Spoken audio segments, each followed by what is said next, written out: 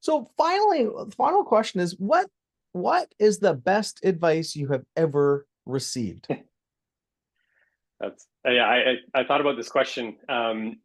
It's kind of a funny story, and it goes back to when I was first working in journalism. So I was a sports reporter for the newspaper, and so I was always sitting in the broadcast area, with the other journalists, and there was a guy, Rick Ball, and I'll tell you about Rick and where he ended up and where but he was calling the games on the radio. So I'm sitting next to him and I'm typing my game story, for the newspaper. He's sitting next to me with the headphones on. He's doing the radio broadcast, and he had lost his analyst, his color. They called them Mm, color commentators back in the day.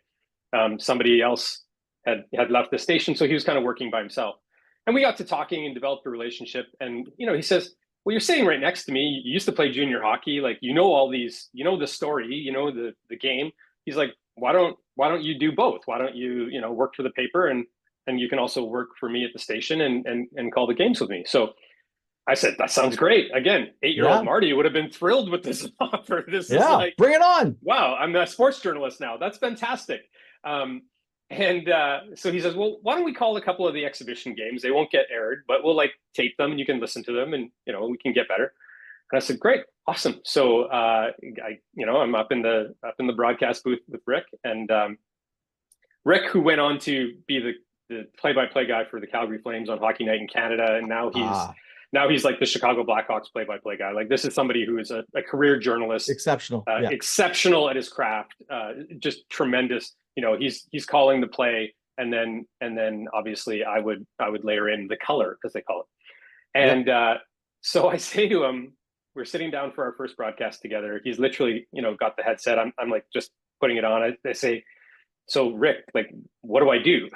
He turned to me completely cold, stone faced. He said, "When I stop talking, you start talking. You better have something to say." And he's like, and then he like presses the button. He's like, "And we're live from the Kelowna." Like, and I was just like, wow. And I mean, in a way, that advice has kind of carried me through a lot of boardrooms, a lot of moments. And I would say, like, not always have something to say, but have something that you have seen, that you've observed, that you have been aware, that you've listened to, Mm, right? And like I would kind of expand on it. It's like not so much have something to say, but like have a perspective. I sit in sometimes and I watch the executives that we work with, and I'm thinking of what is the next question? What is that person doing? What is their body language doing? Like, have something to say, have an observation of like, have we asked all the questions? Have we looked at it from all the perspectives?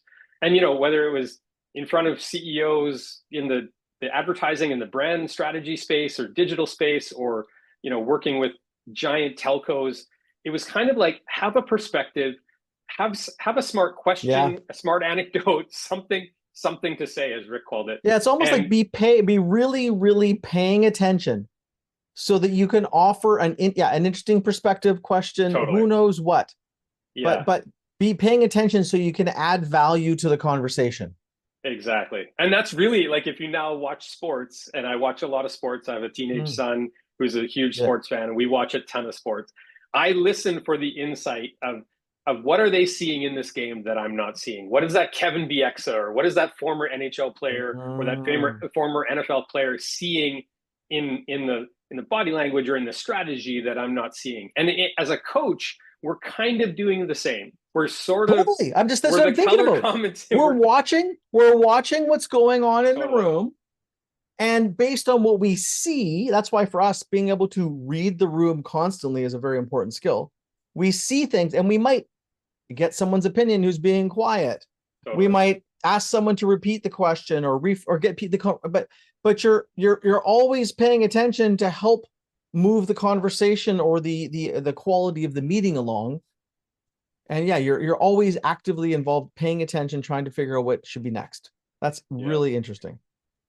Yeah. So when I stop talking, you start talking. Better have something to say. It really stuck That with is me. awesome. It was terrifying though as well, because Yeah, of literally course. the red light comes on and it's like, you're on, and you better have something to say. You better have a point of view, an opinion, an insight, an That's awesome. observation, or a good question waiting. So yeah, that was the best advice. Also, a funny story. Rick was a dear friend. We worked together for a couple of years in Kelowna back in the '90s. and he's gone on to amazing things. Obviously, Hockey Night in Canada, he's leading the broadcast team for the Chicago Blackhawks now, and but a tremendous. When you talk about somebody who is ultra prepared for his craft too, like just seeing Sure. him. When you ask about like leadership, like the leadership that he showed me in early in my career of just how prepared he could be for something was also fantastic. So a great piece of advice that he bestowed.